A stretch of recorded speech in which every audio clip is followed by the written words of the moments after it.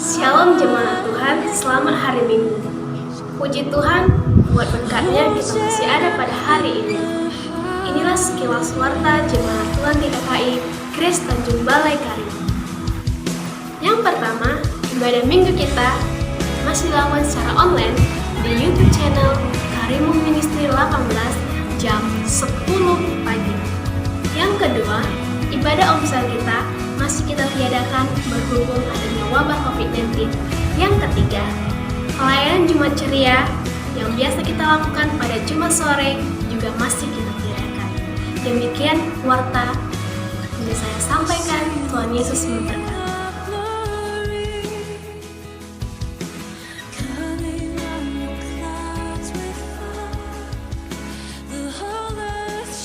Shalom saudara terkasih. Shalom. Kita bersyukur pada hari ini kita bertemu kembali di ibadah online. Kita akan sama-sama memuji Tuhan. Dan kita percaya pada waktunya Tuhan, kita akan pasti bisa bertemu sama-sama beribadah di rumah Tuhan. Amin. Sebelum kita menaikkan pujian kita mau berdoa terlebih dahulu. Mari kita berdoa. Terima kasih Bapak yang baik, kami bersyukur Tuhan buat hari ini Bapak. Saat ini kami kembali Tuhan menaikkan doa kami kepadamu Bapa yang baik. Kami mau bersyukur atas segala kebaikan-Mu dalam hidup kami. Berkati ibadah kami Tuhan, dari awal pertengahan hingga akhirnya nanti kami serahkan ke dalam tangan pengasihan-Mu. Segala kuasa yang berasal daripada Engkau kami tolak, kami patahkan dalam nama Yesus. Kami percaya hadirat-Mu, lawatan-Mu turun ke atas kami saat ini Tuhan, dan memberkati setiap jemaat yang mendengar Tuhan Yesus. Terima kasih Bapa yang baik, di dalam nama Yesus kami berdoa dan bersyukur. Haleluya, amin. Kita akan menyembah Tuhan yang luar biasa. Kita naikkan syukur kita bagi Dia. Dialah Tuhan Allah yang besar. Dialah Tuhan Allah yang berkuasa atas hidup kita. Dia Allah yang ajaib. Kita tidak perlu takut karena ada Tuhan yang senantiasa bersama kita. Kita tak perlu bimbang karena ada Yesus yang menuntun setiap langkah kita. Karena Dia Allah yang luar biasa. Haleluya.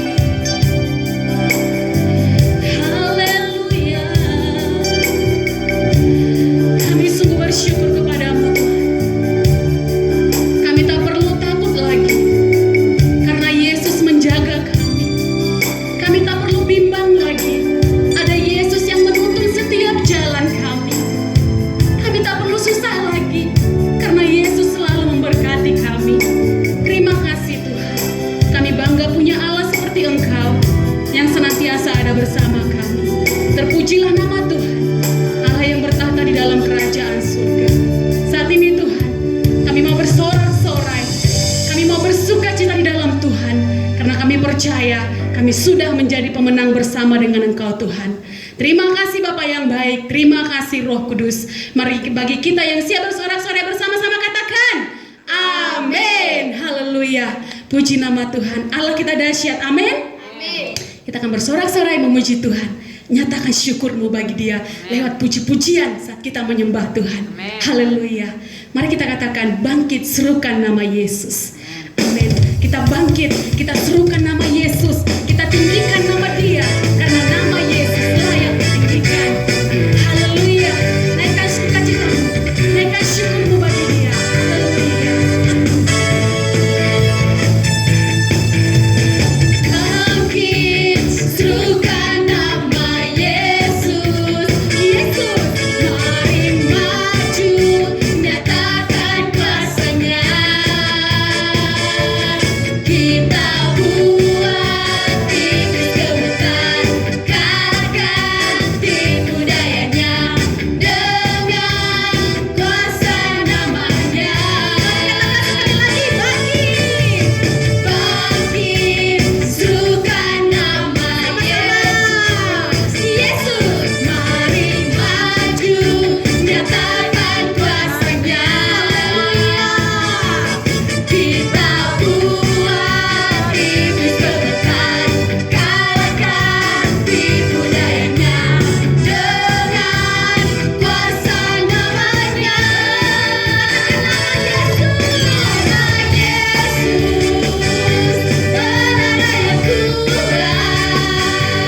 Nama Yesus, kota benteng yang teguh. Amin. Nama Yesus, kalahkan semua musuh. Nama Yesus, di atas segalanya.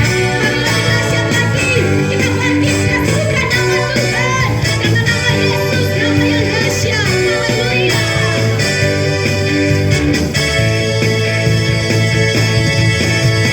Bangkit, serukan nama Yesus.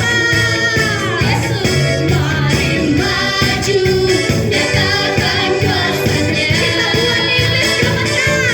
Kita buat iblis gemetar, kalahkan tipu dayanya dengan kuasa nama-Nya.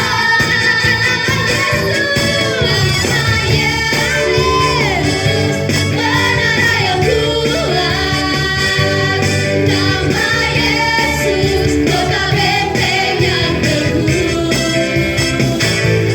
Nama Yesus, kalahkan semua musuh. Nama Yesus, di atas segalanya. Nama Yesus, menara yang kuat, menara yang kuat. Nama Yesus, kota benteng yang teguh. Nama Yesus, kalahkan semua musuh.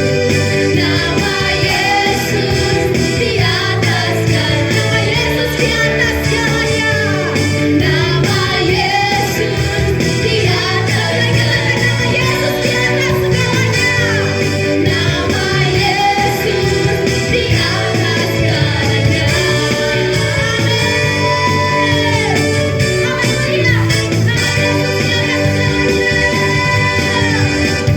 Amin. Nama Yesus di atas segalanya. Amin. Amin. Kita bersyukur bagi Tuhan bahwa sukacita kita melimpah bersama dengan Tuhan Yesus. Amin. Amin. Haleluya. Kita akan mendengarkan firman Tuhan yang akan disampaikan oleh hamba Tuhan. Sebelum kita mendengarkan firman Tuhan, terlebih dahulu kita menyembah Tuhan. Kita siapkan hati kita siapkan piring-piring rohani kita untuk diberkati oleh kebenaran firman Tuhan. Haleluya. Supaya kita siap menjadi pelaku-pelaku firman Tuhan. Haleluya. Rohmu yang hidup, penuhi kami Tuhan. Rohmu yang hidup mengalir dalam kami. Jiwa kami tenang bersamamu. Haleluya. Haleluya.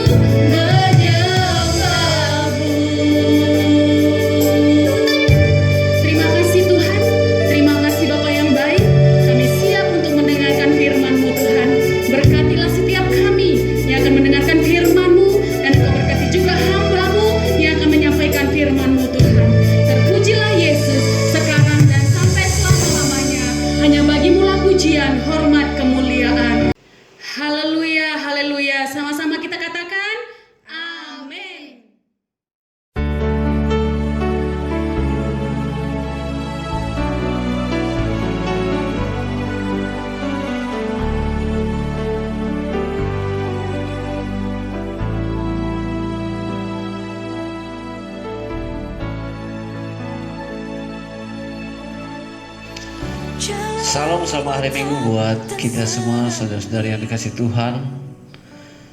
Pada pagi hari ini saya yakin dan percaya bahwa kita semua adalah umat-umat yang lebih daripada pemenang. Amin. Kita yakin dan percaya bahwa kita ada sampai pada saat ini semuanya karena pemeliharaan Tuhan dalam kehidupan kita. Pada pagi hari ini saya ingin mengajak kita sama-sama belajar dari firman Tuhan yang terdapat dari 1 Petrus pasal 2 ayat yang ke-9 ya. 1 Petrus pasal 2 ayat yang ke-9.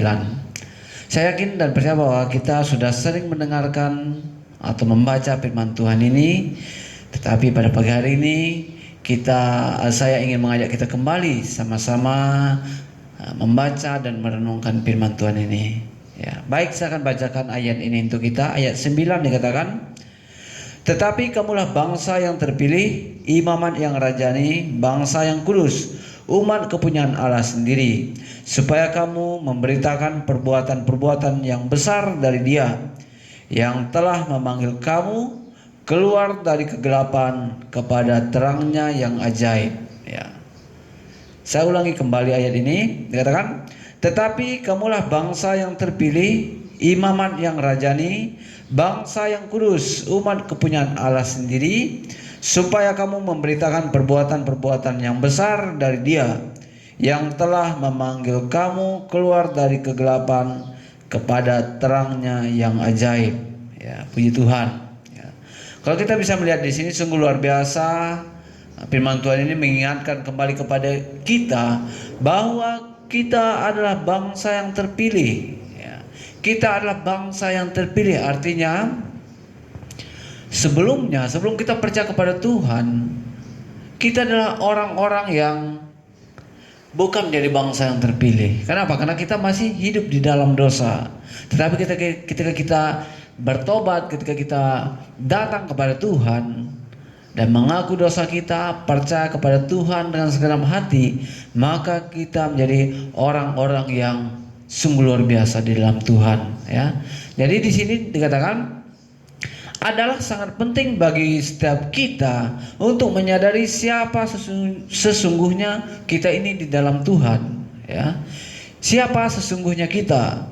Jika kita tahu jawabannya, ini akan menjadi satu hal yang luar biasa dalam kehidupan kita. Kita akan menjadi orang-orang yang memiliki pengharapan yang teguh di dalam Tuhan. Karena kita tahu siapa identitas kita dalam Tuhan. Jadi pada pagi hari ini saya ingin mengajak kita belajar dari beberapa hal dari ayat firman Tuhan ini, supaya kita lebih mengerti siapa kita di dalam Tuhan ya. Dan ketika kita menyadari siapa kita dalam Tuhan, maka kita bisa memperkatakan perbuatan-perbuatan Allah yang besar itu di dalam kehidupan kita. Kita bisa belajar dari orang-orang yang hidup di zaman di mana firman Tuhan ini dicatat atau ditulis, yang mereka bisa mengalami perbuatan-perbuatan Allah yang luar biasa. Dan pada saat ini juga kita juga bisa mengalami hal yang sama ya. Kenapa? Karena kita tahu identitas kita, kita tahu siapa yang kita percayai, kita tahu kepada siapa kita meminta atau berseru ya.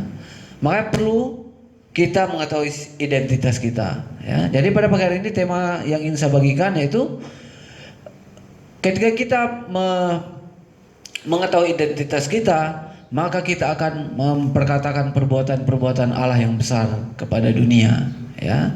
Jadi setiap orang pastilah memiliki latar belakang yang berbeda ya. Mungkin di satu komunitas atau di satu gereja ya, akan ada banyak sekali latar belakang yang berbeda dalam kehidupan kita.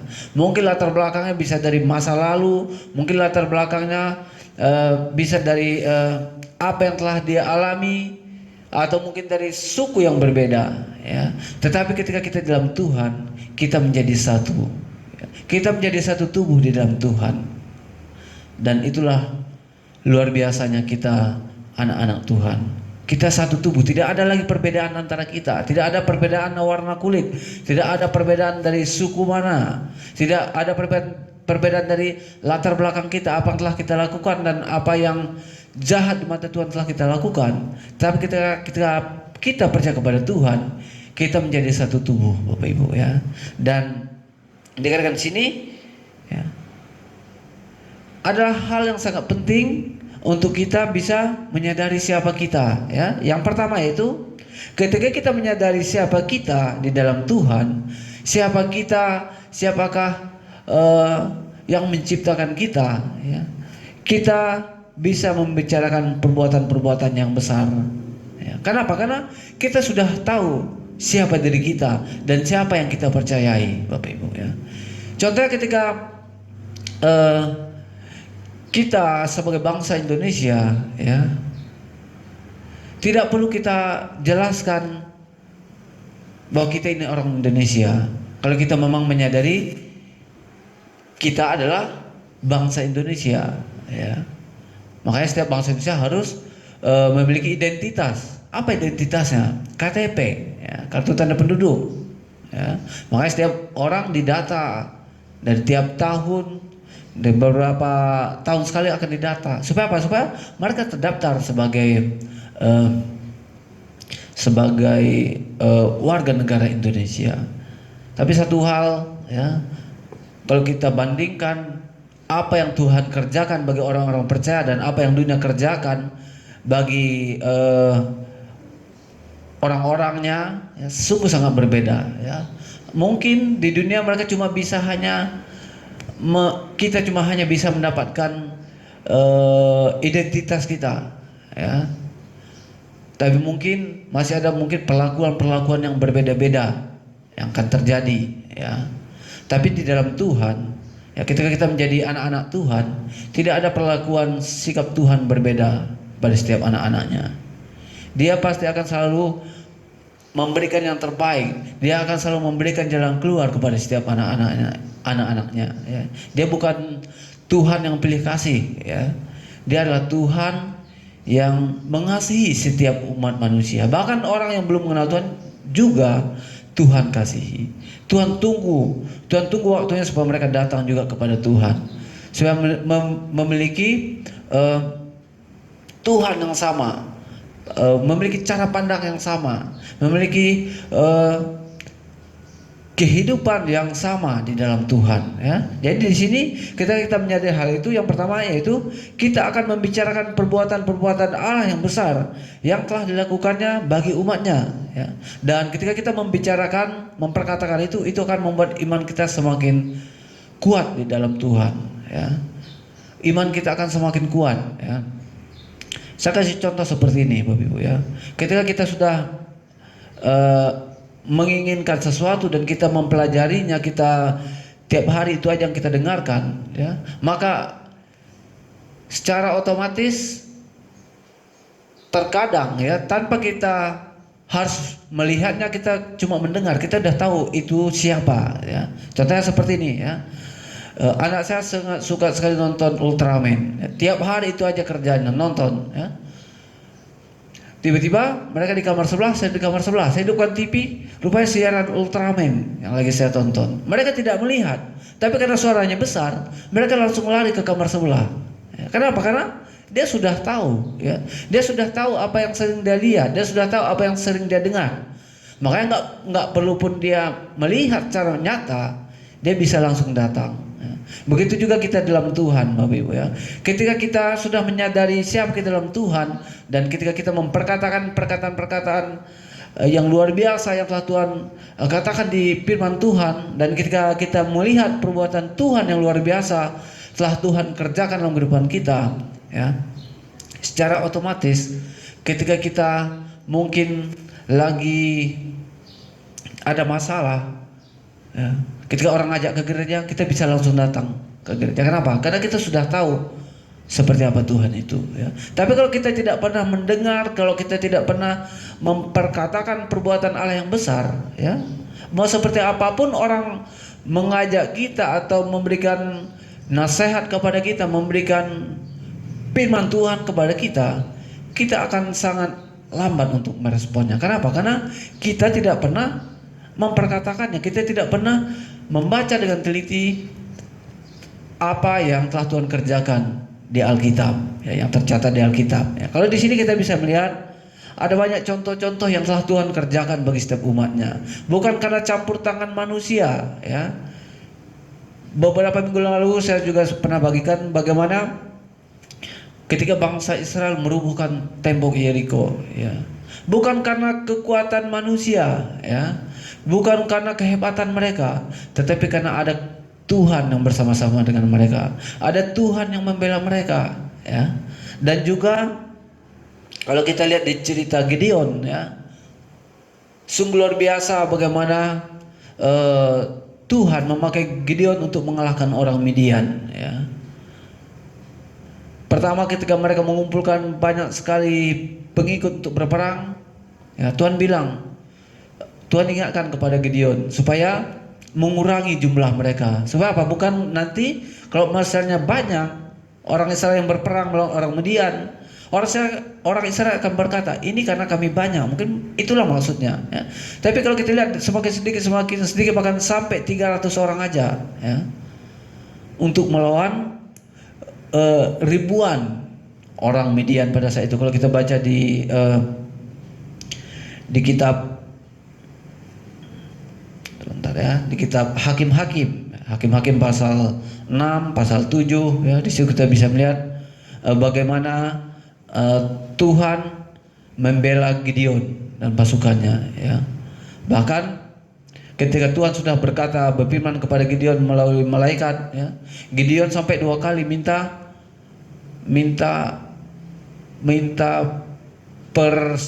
bukan persetujuan, minta bahwa itu benar-benar dari Tuhan, gitu, ya. Minta tanda dari Tuhan, ya.